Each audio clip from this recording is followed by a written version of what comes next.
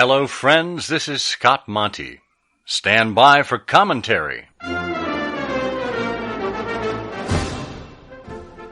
Welcome to the Full Monty, where you'll be exposed to commentary and analysis from the week's digital news. You give us 15 minutes, and we'll save you hours. And now, here's your host, Scott Monty. Hi, and welcome to the Full Monty, an audio companion to the newsletter of the same name. Each week, I pick a couple of the more pressing issues and inject insight, opinion, and wit into this 15-minute show that's sure to give you a better sense of what's affecting the industry. Maybe you'll agree, maybe you won't, but I hope it makes you think. This week, the good news and bad news of ad blocking, and Yahoo for Verizon. Ad blocking. We know ad blocking has been growing in use. One study shows the use of ad blocking technology is up by 41% year over year in a world where no one says, I love advertising, outside of advertising and marketing people. But it's not all that surprising, really. In a world where 60% of television viewing is done on a time-shifted basis, the DVR has brought control back to consumers. Consumers who used to simply ignore television commercials by channel surfing, or wandering to the kitchen for a snack, or just going to the restroom. On mobile devices in particular, we've seen ad blocking increase, due in large part to the data-heavy advertising technology that overburdens data plans. When a simple website either takes too long to load or eats up an inordinate amount of data in that time period, well, that's an issue. And given the choice, humans will find a way around it. So, what have advertisers done in response? Well, they've developed ad blocker blockers. That's right.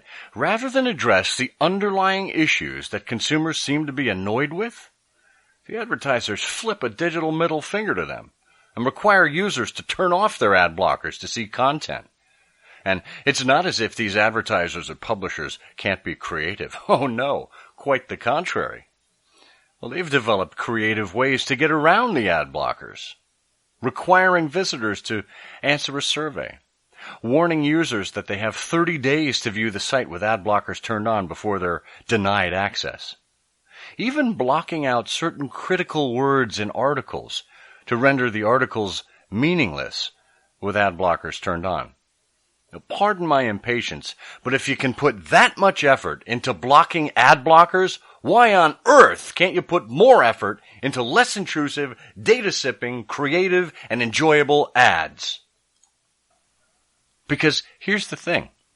The IAB, that's the International Advertising Bureau, did a recent survey of 1,500 consumers, and they found the top 3 things that annoyed consumers. 1, advertisements that delay or obscure access to content. 2, long video ads that run before short videos. And 3, ads that travel with visitors as they scroll down the page. You've seen them. Well, those are just the top 3. And the IAB also found that nearly 2/3 of consumers would be more likely to turn off ad blockers if publishers adopted the IAB's lean principles for ads. That's an acronym now, LEAN. It stands for light, encrypted, ad choice supportive, and non-invasive. That's not really too much to ask now, is it? No, I'm sorry, I can't hear you. I'm blocking my ears. Get your trivia skills ready for the Naked Truth. And now this week's Naked Truth trivia question.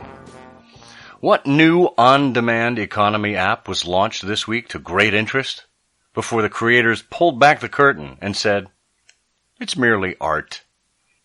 Answer at the end of the show.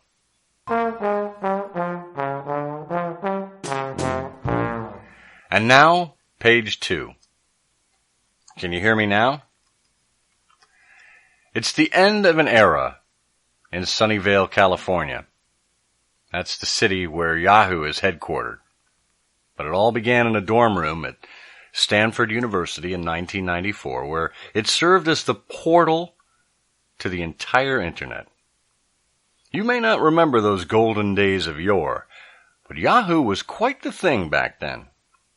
They even had one of the most iconic billboards in San Francisco. Erected in 1995, it stood along Interstate 80 and looked like a campy roadside motel sign with yellow and purple colors.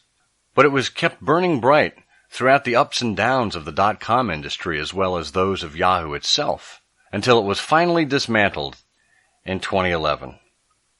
Now, you kids may not realize that at one point, Yahoo was a pretty big deal. After they went public, the company was eventually worth over $125 billion. And now they've sold themselves to Verizon for $4.8 billion. More on the acquisition in a moment, but I'd like to pause and consider how it is that Yahoo got to this point. Well, historically, Yahoo made some pretty bad business decisions. Remember Delicious and Flickr? The bookmarking site and photo site were among the initial poster children for what was then referred to as Web 2.0. Yahoo acquired both, which initially looked like a really smart move. But then it neglected them and failed to integrate them in a more meaningful way. And because of Yahoo's lack of focus on mobile with Flickr, we saw the rise of Instagram. They also acquired GeoCities for $3.3 billion and Broadcast.com for $5.7 billion. The latter gave us the real-life version of Russ Hanneman from the HBO show Silicon Valley, which, by the way, you should absolutely be watching if you aren't already. And the Tumblr acquisition for $1.1 billion, that's already been written down twice for a total of $710 million. Yahoo couldn't buy Facebook for $1 billion. $1 billion in 2006, just 2 years after Mark Zuckerberg founded it. They also turned down an opportunity to acquire Google twice. The first time was in 1998 for just $1 million. Finally, understanding the power of search, Yahoo paid $1.9 billion for 2 search technology firms and began powering its own searches in 2004. And then, in 2008, they turned down a $44 billion offer from Microsoft. And just to put a coda on things, in 2009, Yahoo scrapped their 13-year-old search engine in favor of licensing Bing Search. That's right, from Microsoft. Add to this a revolving door of CEOs who had drastically different plans every time that door spun. You've got a company spiraling slowly to its sad demise. So what is Yahoo after all of this? Well, when I say eBay, you think auction. When I say Google, search.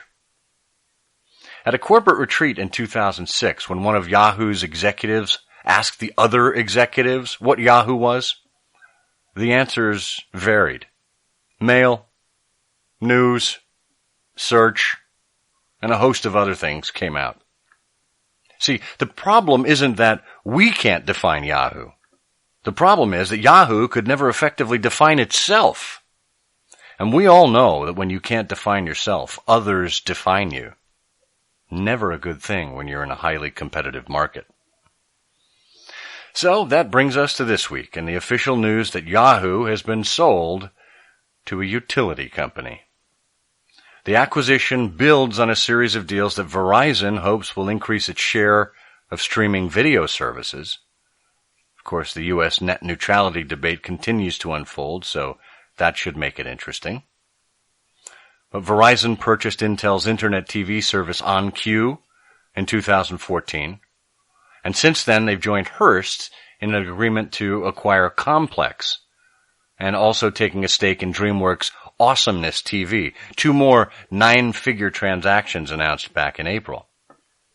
The addition of Yahoo's 600 million monthly mobile users to Verizon's already 100 million wireless customers and a trove of data on consumers' whereabouts and habits means that AOL's ad technology can theoretically take on digital juggernauts like Facebook and Google. I'm sorry. I cracked myself up there. But seriously, native ads, search ads, targeted video ads, these are among the potential winning technologies here.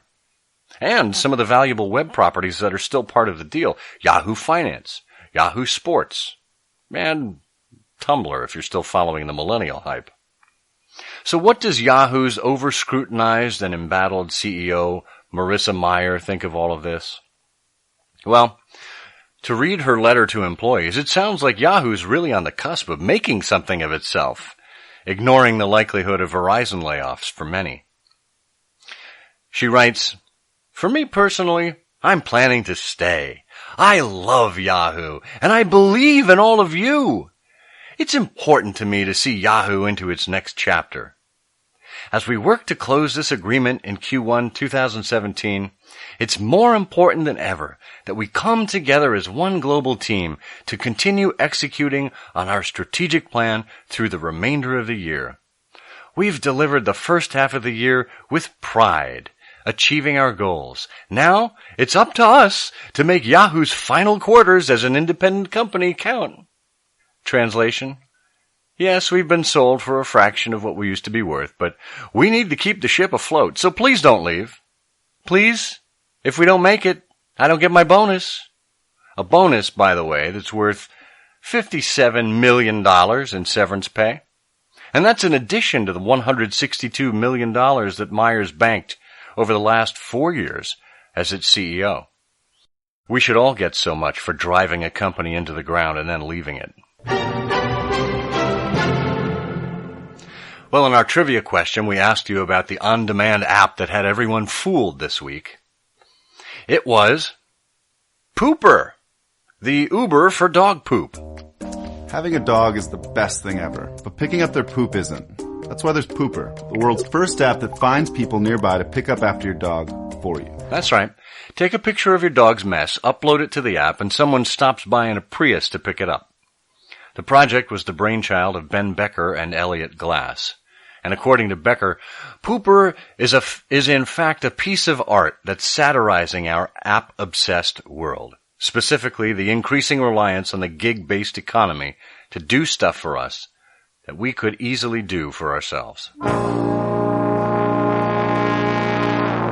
Well, be sure to check out some other major stories from the August 1st edition of the newsletter, including, it's not just the web. Podcasting has an ad-skipping problem, too. The Wall Street Journal's CMO blog looks at how technologies built into audio players are complicit in listeners' ability to jump past content 15 seconds at a time.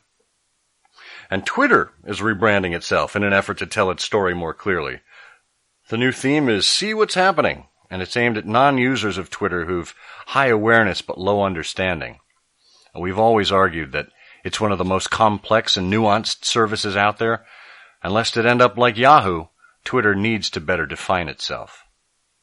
And finally, you'll want to read about the photographer who's suing Getty Images for $1 billion after the photo giant licensed her public domain images that had been donated to the Library of Congress. Well, that's it for this week. With any luck, your brain's a bit bigger now. Thank you for making me a part of your week and for being exposed to the full Monty. Until next time, I'm Scott Monty, and I'll see you on the Internet. Thanks for listening. Be sure to subscribe to the Full Monty newsletter and this program at FullMontyShow.com. Giggity giggity!